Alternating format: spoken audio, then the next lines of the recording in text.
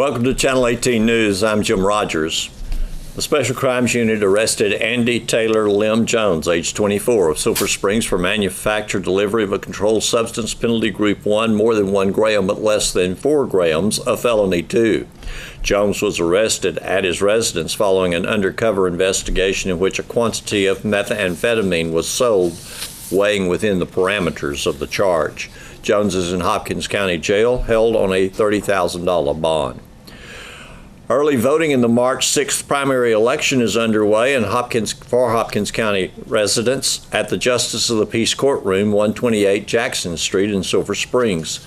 Some voters are concerned about candidates and candidates' signs near the polling place. However, candidates can stand or place signs more than 100 feet from the early voting site. They cannot be within the 100-foot boundary. As of Monday morning or Tuesday morning, the number of signs looks like a number of flags flying on a federal holiday.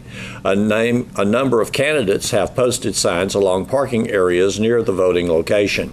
Candidates and/or their representatives are allowed to ask for your vote as long as they stand outside the 100-foot boundary. County Clerk Debbie Shirley told KSST News that she has measured the distance in each direction from the early voting site and set markers denoting the distance. Early voting began Tuesday, February 20th, 8 a.m. and continues 8 a.m. until 5 p.m. each day through Friday, March 2nd, including Saturday, February 24th. Early voting is available on Sunday from noon until 5 p.m. only. The last day to request a ballot by mail for those 65 years of age and older is February 23rd, which is Friday. Shirley noted that a ballot by mail request must be received through the mail on that day and cannot be hand-delivered on Friday. Early voting for both Republicans and Democrats takes place at the Jefferson Street location. On the eve of early voting in the March 6th primary election, approximately 300 Hopkins County Republicans heard their candidates in all contested races. The 7th annual President's Day Forum and Fundraiser took place at the Hopkins County Regional Civic Center Banquet Hall. State Representative Dan Flynn led the Pledge of Allegiance, and State Senator Bob Hall introduced the evening's special speaker, Texas Attorney General Ken Paxton. Paxton emphasized the litigation directed by his office on behalf of the state as he informed those attending regarding several issues that currently confront the state. Republican Party Chair Donnie Weisenbaker served as Master of Ceremonies for the evening and conducted the candidate forum with the assistance of party officers. During the forum, incumbent Congressman District 4 of Texas, John Ratcliffe, and challenger Dr. John Cooper, along with candidates for the Hopkins County Commissioner Precinct 1 and Precinct 2, Hopkins County Clerk, County Treasurer, County Court at Law Judge, Texas House, and Texas Senate for District 2, addressed the crowd and answered pre-screened questions. The questions were presented prior to the event by the public and/or the candidates and approved by the local committee. The candidates were present for the event. Congressman Ratcliffe stated that he was working closely with the President and the Vice President to keep the nation safe. He noted his experience with Homeland Security and the Attorney General's office. He said working in Congress was much easier with President Trump than with his predecessor. Dr. Cooper stated that he wanted to see Congress take a new course with the First and Second Amendments to the Constitution, given greater emphasis in their work. In Precinct 2, candidates Greg Anglin, Edward Moore, and John Wilburn addressed road needs and specifically the chip seal process. Opinions varied regarding the use of chip seal, but all agreed the job was not only roads, but the development of the county budget and the all-encompassing work of a commissioner. The current Precinct 2 Commissioner, Mike Odell, is not seeking re-election. In Precinct 4, Danny Evans, the current commissioner, is retiring at the end of this term. Precinct 4 candidates John David Jotan, Joe Price, and Kevin Cole addressed the various needs to provide funding for county needs. Each noted their experience. Jotan has worked for the precinct, while Price and Cole have worked in other endeavors which have prepared them for the job. With County Clerk Debbie Shirley not seeking re-election, Tracy Orr Smith, who currently works in the county clerk's office as a deputy clerk, and Mike Dodd, who works with county clerks as a net data representative, talked about the work of the office and how they would use their experience to qualify for the office. Incumbent County Treasurer Jim Thompson was pushed to the defense by challenger Andrea Griggs, as was challenger Danny Davis. Thompson noted that the financial management of the county has been improved by decisions made by Commissioner's Court and by his laborers in that position. Griggs said that in conversation with other departments in the county, she had learned of deficiencies in the office of treasurer and would correct those. Thompson replied that no one had said anything to him about any deficiencies. Davis pointed out that he would direct both the office of the treasurer and his current work as Veterans Affairs officer. Griggs said that no one had approved the idea of Davis holding each office, but Davis said that in conversations with commissioners, they had told him they saw no problem with him holding both jobs. Davis said he will not receive the salary of the Veterans Office, thus saving the county money. County Court at Law candidates Steve Lilly and Clay Harrison stated their experience in the legal field and noted how they bring unique skills to the position if elected. Texas House District 2 incumbent Dan Flynn noted his productive work as a representative for the district, while his opponent Brian Slayton stated he was more conservative than Flynn.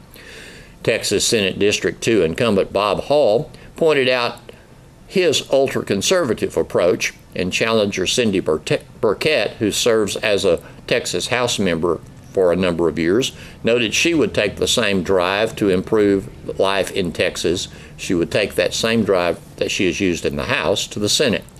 Precinct 3 Commissioner and professional auctioneer Wade Bartley conducted an auction fundraiser selling a number of items from cakes to handguns. Here's Don Julian with sports. Gracie Boyer, a 4-year member of the Lady Cats soccer varsity, became the fourth Lady Cat to sign a letter of intent this season to play college soccer. Boyer signed with Northeast Texas Community College in Mount Pleasant on Tuesday morning. I began by asking Boyer how she decided on the Northeast Texas Community College Eagles. I basically signed up for the recruit page on their website, and a couple of days later Coach Ian contacted me and asked me to come practice with them. And I went and practiced with them and he liked what he saw. So now I'm on the team.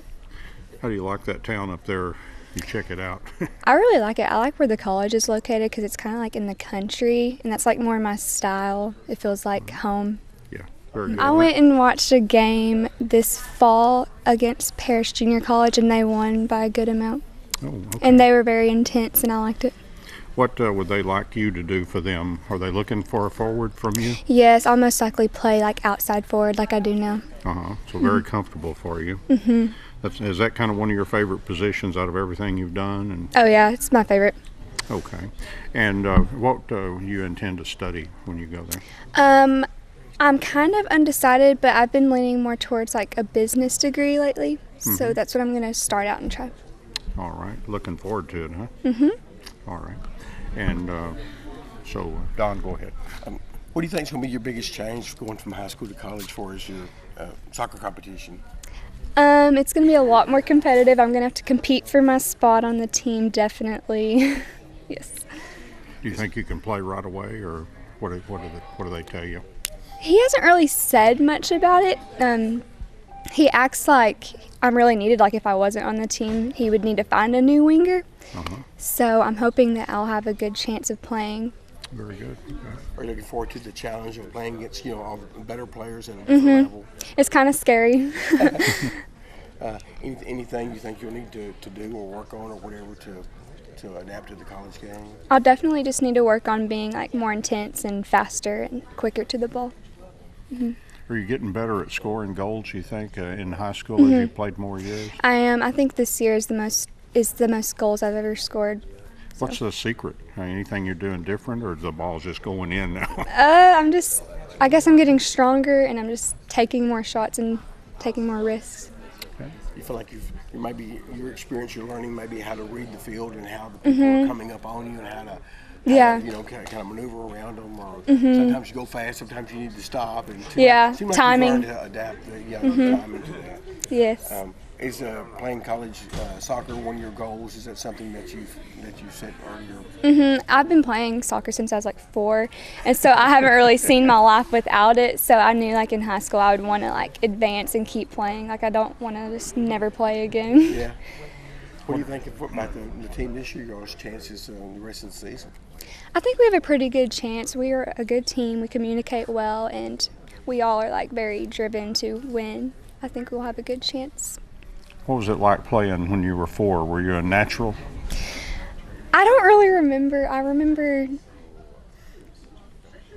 like being in the goal, like playing goalie a little bit. Yeah. But that obviously was not my thing. But I don't remember much about it. I just remember wearing a little green uniform and standing there in pictures and stuff. It grew on you, huh? I've always loved it. Is it like your favorite sport? I don't play anything else. I guess cheerleading and. I used to play softball when I was little, but I realized I was not good at that, so I quit that. What do you think is maybe your strong point, your best feature for us in soccer?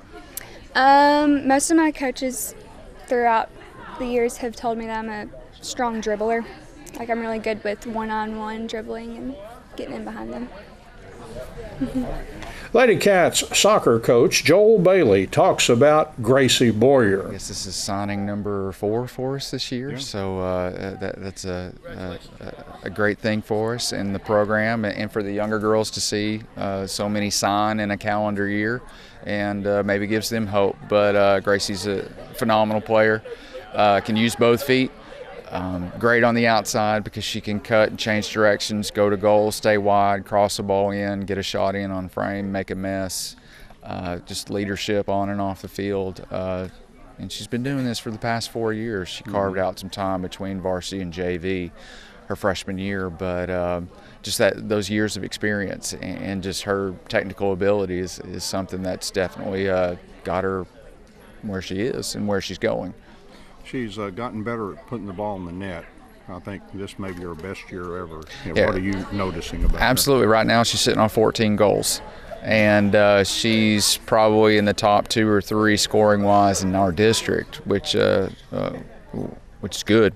We need the goals to win, obviously, and to advance on in the playoffs, or at least give us a shot for a higher seed going into the playoffs. But yes, absolutely, shots are on frame, and she put 2 on Greenville last night, late in the second half. That definitely gave us a lead and put us in the win column moving forward. The Lady Cats soccer team rallied from a 1-goal deficit to defeat Greenville 4-1 on the road Monday night. I talked about the Greenville win and more with Lady Cats coach Joel Bailey. Greenville snuck one in on us and in the first half, and halftime hit and started talking to the girls and more about just playing together. No one person needs to carry the other 10. We all need to pick each other up and just raise your heads high. There's 40 minutes. A lot could happen in 40 minutes. We went into the win the first half. In the second half, we had the win. It was a definite shift in momentum. About 2 or 3 minutes into the half, second half, big bolt of lightning off in the distance. Is like, great, this is how it's going to go down. They're going to call the game, and we won't get any points out of this. But sure enough, the rain stayed away, the lightning stayed away, and I guess we were the lightning on the team. And Molina scored first, then Taylor quickly after that, maybe about a minute and a half later, and then Gracie scores too late, and we just put it away 4-1 moving forward. I know you've only got 1 district loss, so how do you sit right now? Pretty close to the top, I guess. Right now, Mount Pleasant has a bye, so good advantage everybody because they won't earn any points. They're sitting at the top of the leaderboard with 13. Hallsville plays tonight, maybe against Pine Tree, which we would want Pine Tree to win that one to keep them idle. They have, you put me on the spot, I think 11 points, and then we had 9. And we won, so we jumped up to 12 points. So, no, Hallsville has T-High tonight, so we need Coach DeLeon to, we need to root orange tonight. And if Coach DeLeon can win, that'll keep Hallsville where they're at, and we'll stay in second place. Of course, we have Hallsville Friday night. Right. Very big home game for us, so need the local crowd support to come out and cheer us on. And then we turn around next Tuesday and start district all over again already. It's flying by. Yeah. Hallsville, pretty good team, obviously up near the top. Yes, they. I don't think they've given up a goal yet in district. They're solid, like always. They're physical. They're gritty. Very technical. Possession is bar none. You know, they putting themselves in a really good spot early on as well, just like us, to be towards the top of the leaderboard. So it's never a boring game. Hallsville and us. It's low scoring. It's never a rout, and it's always exciting. So. The Wildcats soccer team had a rough night against Greenville Monday night at Gerald Prim Stadium. The Lions roared to a 5-0 win. I talked with Wildcat soccer coach Nikki Wiggins.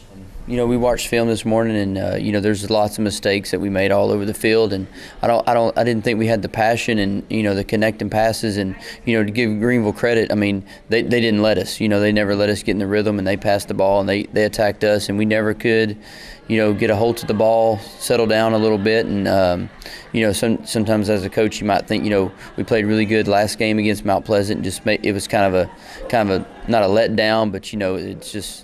We just didn't have it. You know, I was a little disappointed. You know, just like I told the kids, you know, not in the score, but some of the way we played, and just didn't really create anything, and never had a grasp on the ball and pass it around. So, you know, it's something we're really going to have to work its own and focus on. And, you know, somebody's going to have to step up on the field and kind of take charge out there a little bit.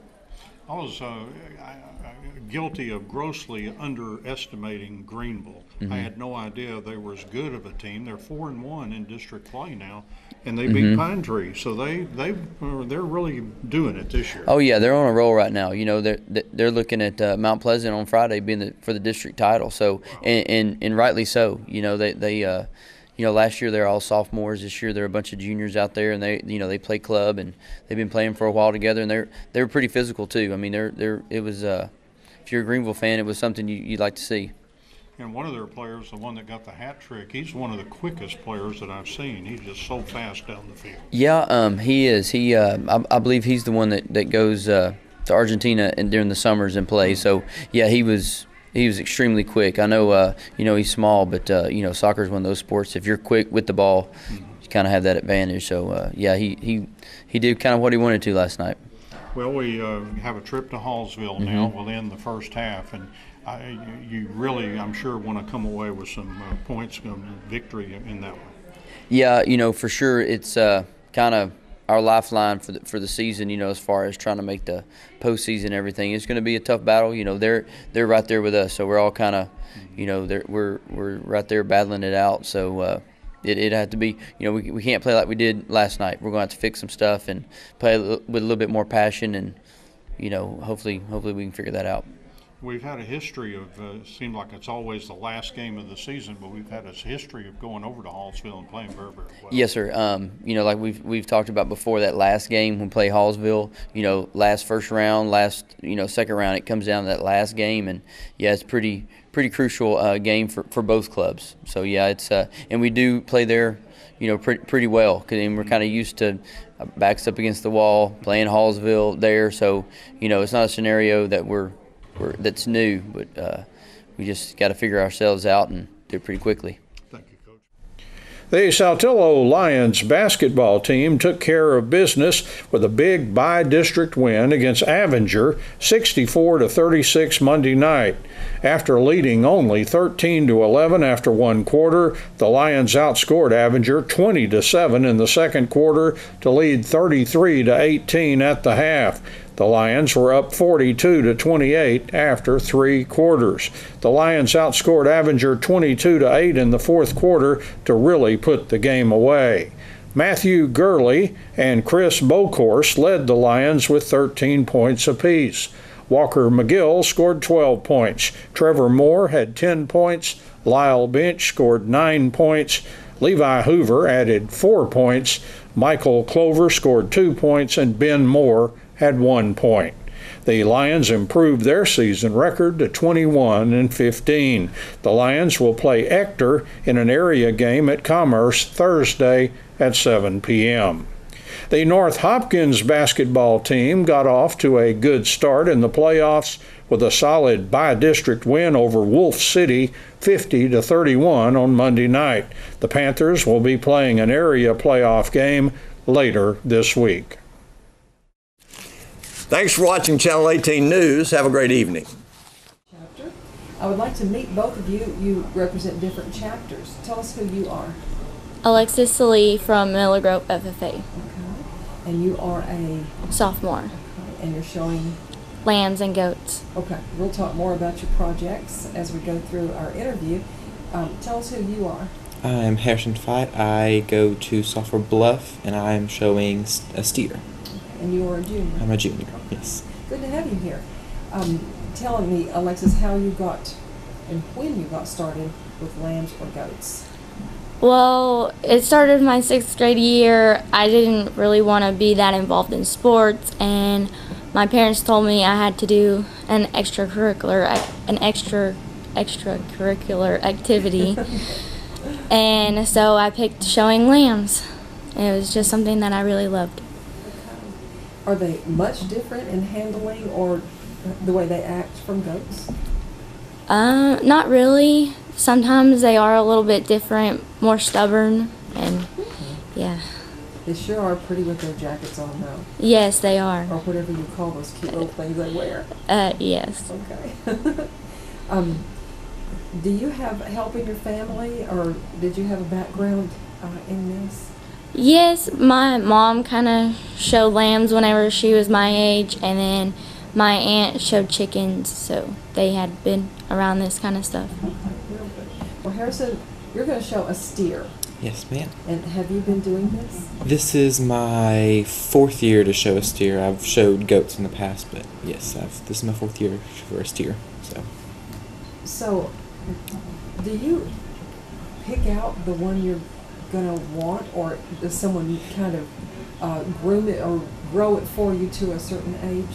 Well, what we do is this past year I actually went out to Stephenville. My cousin's gotten steers from there before, and we go out when they're a few months old and we look at them, kind of pick out the ones we like and kind of set one, and then when they're old enough to be weaned, which is about 5 to 6 months old, then that's when they come to me, and from then on I'll work them, wash them, feed them, do everything I need to get them ready for the show. So you go kind of based on their genetics and how they have an eye appeal? Yes, it's a lot to do with kind of what catches my eye personally, because if I have one that catches my eye and I like it, I usually kind of stick with that one. But it does have a lot to do with genetics. If you have a good genetic steer, then it's going to usually end up looking better than just a regular old pasture calf. How do you know how they're going to act? You don't. That's the question. that's the big question. I've had problems with that in the past. A lot of my steers acted perfect at home. They were the best steers I've ever had. And then we take them up to the show and a switch flips and they act totally different. And it's just, you never know. It's a big gamble. What do you think the judge is looking for? Let's say in conformation, or what do they want the steer to look like? It really just depends on the judge, honestly. Some judges prefer different colored steers, some prefer them to look a certain way. So it's really just, you kind of just go for it and hope the judge likes what you have this year. Alexis, what about lambs in choosing? Do you get to choose yours, or someone help you with that? Well, my dad usually helps me, but yes, I basically get to choose what I like. So in the ring, you're going to have a little stick, and you're going to be leading. Is this right? No, we don't. Okay. We don't have that.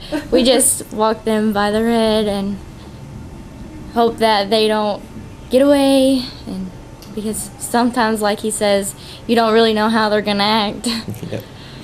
It's true. A new situation or environment can just Flip a switch. So true. Well, as far as making the show, when we say make the show or make the sale, what does that mean? Well, usually to make the sale, you just have to have the best of the best animal in your category, and you always shoot for grand champion, and because that's the top of the line there. But making sale in general is just good, so you just want to have the best you can. About your chapter, about how many members does Sulphur Bluff have? I think we have about 50 this year, Great. which is really big for us. Okay, livestock and ag mechanics and. Yes. We actually have a team competing this year in the Ag Mechanics Show in Hawkins County. Wonderful. What about Miller Grove? We have almost about 50 too, and we also have an ag mechanics team. I think multiple projects going to the ag mechanics show at Netlo. What about people who have helped you along the way? Maybe someone from your chapter? Or My ag teacher has been a really big help. He always pushes me to do what I don't think I can. Like today, I never thought that I could go on the radio and talk. It's great. Well, and it's a double challenge, radio and TV, and you're doing great. Who is this ag teacher? Brandon McClure. Okay, wonderful. What about you? I would also say my ag teacher, just because they're kind of the ones that help us out with all of our projects and everything, but also another person that's helped me out a lot is my dad. He's just always pushed me to be the best I can be and always been hard on me, which I kind of get annoyed with at times, but I always know it's for the best and that he's just looking out for me and trying to do. Yep. Well, who is your ag teacher? Sam Stanley. He's been a really, really big help too with everything. So. Well, what are your plans? So you're a sophomore, so you don't have to know what you're going to do after school, but do you have any ideas? I do. I plan to go somewhere in the biology section. Do you think your experience with FFA is going to help lend? I do, yes, because I think I want to go somewhere towards animals. I was actually thinking about being a vet for a really long time, but I don't think I could stay in school that long. Okay, well, that's a consideration. What about your future plans, Harrison? I kind of have mixed feelings about what I want to do. I've always kind of thought medical field, something along those lines. I have family in the medical field, so maybe something like that, but I'm still open to different ideas and trying to figure out what exactly I want to do. You've got lots of time left to make that decision. Some things will come along that may, put you in a different frame of mind. We're going to wish you good luck at the county show and showing your lamb and goat. Yes, ma'am. And your steer. And we hope to see you down there. Thank you. Thank you. Thank you, too, for coming in today. We'll probably have to get y'all all to kind of do yes. All right. Y'all want somebody to get a good picture? All right. Let's do that. How about that? Let everybody get up on them steps real quick. There you go. Take one for us like that. Terry, you tell me when you're done. Tell me when you're done. Okay. You're done? Yeah. Okay. We'll get mine. 1, 2, 3. Take just a couple more. 2, 3. All right. Somebody run the phone right here. Yeah, I got it. Do anybody else have phones? Y'all want me to take them? No, it's the only one that made this thing look that cool. Please don't.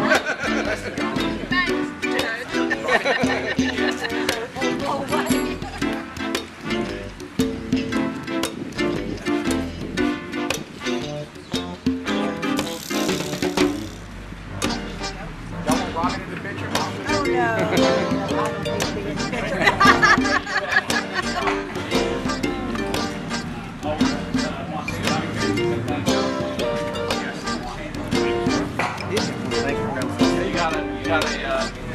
You got a president that's on board. Your feet